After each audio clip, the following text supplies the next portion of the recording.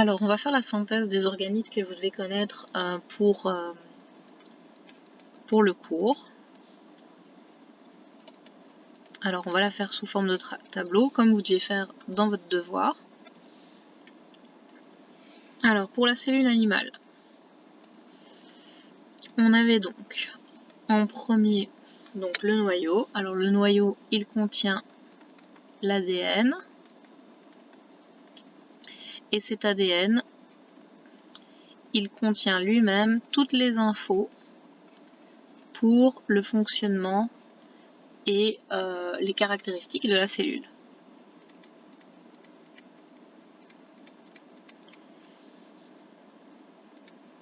Le fonctionnement et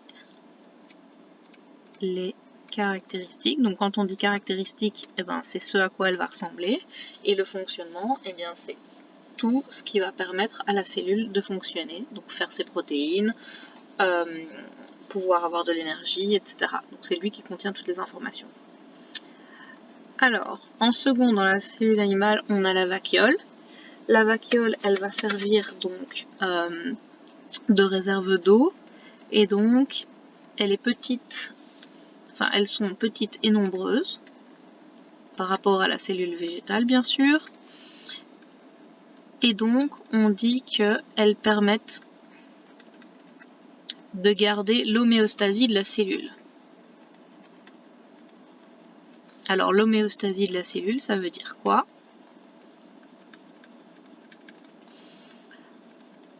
Ça veut dire que dans la cellule, il y a des ions, donc une certaine concentration. Et cette concentration, pour que le corps fonctionne bien, ça doit toujours être la même. Donc en fait, quand on a un peu plus d'ions donc dans la cellule, dans le cytoplasme, les vacuoles vont se vider de son eau pour diluer les ions qui sont dans le cytoplasme et inversement, si jamais il y a trop peu d'ions dans le cytoplasme, eh bien les vacuoles vont se remplir d'eau de façon à garder cette homéostasie, c'est-à-dire de garder la même concentration en ions tout le temps, enfin plus ou moins tout le temps. Alors, ça c'était les organites dont on avait déjà parlé. Maintenant, ceux sur lesquels vous deviez vraiment travailler. Alors les mitochondries. Donc les mitochondries, elles sont responsables de la respiration cellulaire.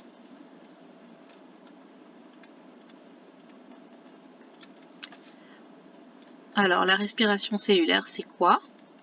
La respiration cellulaire, c'est le fait que les cellules respirent. Donc c'est tout à fait différent de la respiration comme on l'entend, qui est constituée de l'inspiration et l'expiration, qu'on va aussi appeler respiration, donc le système respiratoire, mais la respiration cellulaire, c'est pas la même chose. La respiration cellulaire, c'est ce qui va permettre, c'est une réaction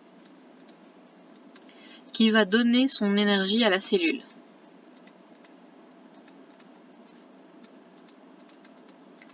Alors, cette réaction, elle va transformer la nourriture, et plus précisément le glucose qu'on mange, donc le glucose qui vient de la nutrition, en énergie. Alors, vous l'avez sûrement déjà vu cette équation, c'est C6H12O6, ça c'est le glucose, plus de l'oxygène qui donne du CO2 et de l'H2O. Alors si vous pondérez la réaction, il faut 6O2, 6CO2 et 6H2O, et ça produit aussi de l'énergie, et c'est cette énergie qui va permettre de faire fonctionner la cellule.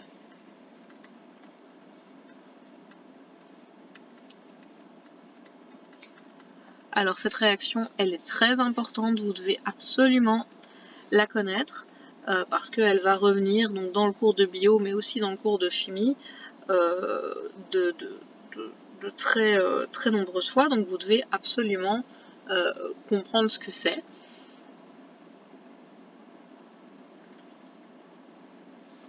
Et donc, c'est ce qui va permettre donc de fournir l'énergie à la cellule pour qu'elle puisse fonctionner. Donc ça, c'est pour la cellule animale. Alors, la cellule végétale, alors forcément, il y a des comment est-ce qu'on va dire ça, des organiques qui vont revenir et qui vont être les mêmes. Hein, ça change pas de l'un à l'autre. Donc on a évidemment aussi le noyau qui contient l'ADN et qui permet d'avoir toutes les informations pour le fonctionnement.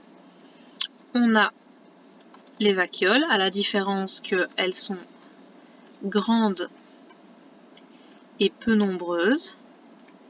Et ces vacuoles, elles sont responsables, quand elles se remplissent d'eau,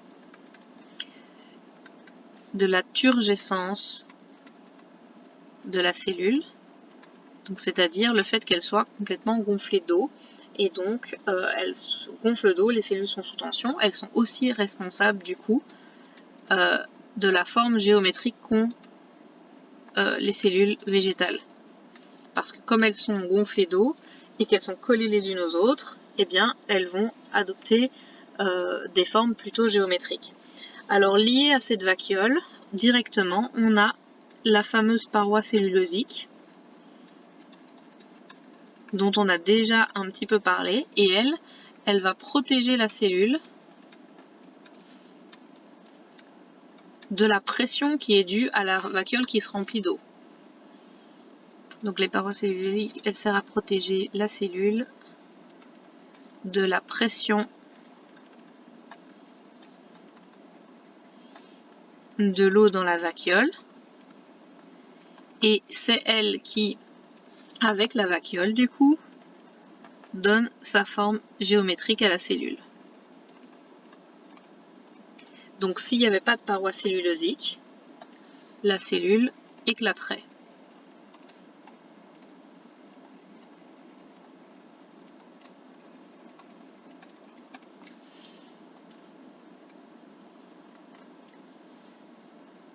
Alors, ensuite, donc on a dit qu'elles sont grandes et peu nombreuses. On a des mitochondries. Alors, pourquoi est-ce qu'on a des mitochondries? Eh bien, exactement pour la même raison qu'on en a dans les cellules animales, parce que les cellules végétales sont des cellules vivantes, elles doivent donc respirer, et pour respirer, elles ont besoin de mitochondries qui vont utiliser le glucose et fabriquer de l'énergie avec. Mais par contre, elles ont un nouvel organite, dont on n'a pas encore parlé, qui est le chloroplaste. Alors, le chloroplaste, il contient de la chlorophylle.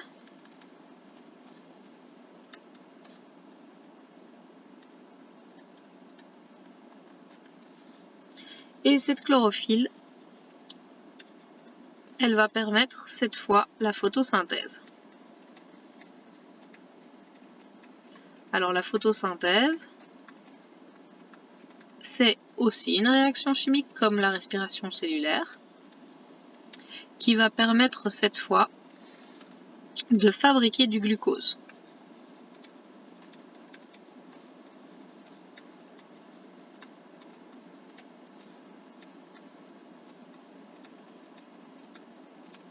Et on fabrique ce glucose, et c'est ça qui est important, à partir de matières minérales. Ça veut dire que les chloroplastes ne sont présents que chez les organismes qui sont autotrophes. Autotrophe, ça veut dire autotrophe, c'est se nourrir, auto soi-même, donc c'est qui fabrique sa propre nourriture. Ces autotrophes sont opposés aux animaux qui sont des hétérotrophes, et les hétérotrophes, ils se nourrissent du coup à partir de hétéros, c'est-à-dire les autres, donc les hétérotrophes comme vous et moi, on est incapable de se nourrir de choses qui ne sont pas vivantes. On est obligé de manger des autres êtres vivants, en les tuant d'abord, c'est toujours mieux, mais on est incapable de faire ce que les plantes font grâce à la chlorophylle qui est dans la chloroplaste, c'est-à-dire que eux vont prendre de la matière non vivante, à savoir du CO2 dans l'atmosphère et de l'H2O, et ils vont le transformer en C6H12O6 et en oxygène. Si on pondère l'équation, on va avoir besoin de 6 CO2 et de 6 H2O, et on produira 6 oxygènes pour un seul glucose. Ça, c'est l'équation de la photosynthèse qui, bien évidemment, est aussi super importantes à connaître, que ce soit dans votre cours de bio ou dans votre cours de chimie. Donc ça résume les grands organites qu'on a dans la cellule animale, dans la cellule végétale. Je vous rappelle aussi que dans les deux types cellulaires, on a vu au début la membrane plasmique qui délimite la cellule. Alors pour la cellule végétale, elle est sous la paroi cellulosique. On a le cytoplasme à l'intérieur de la cellule, bien sûr. Et donc le cytoplasme, c'est le liquide qui remplit la cellule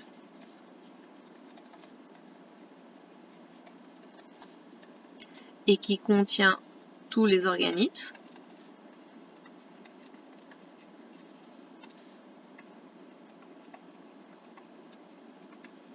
D'ailleurs, le cytoplasme, on ne considère pas vraiment comme un organite. Et on a enfin ceux qui sont présents partout dans les deux types cellulaires, les fameux ribosomes, qui sont responsables de la synthèse des protéines, qu'on verra après.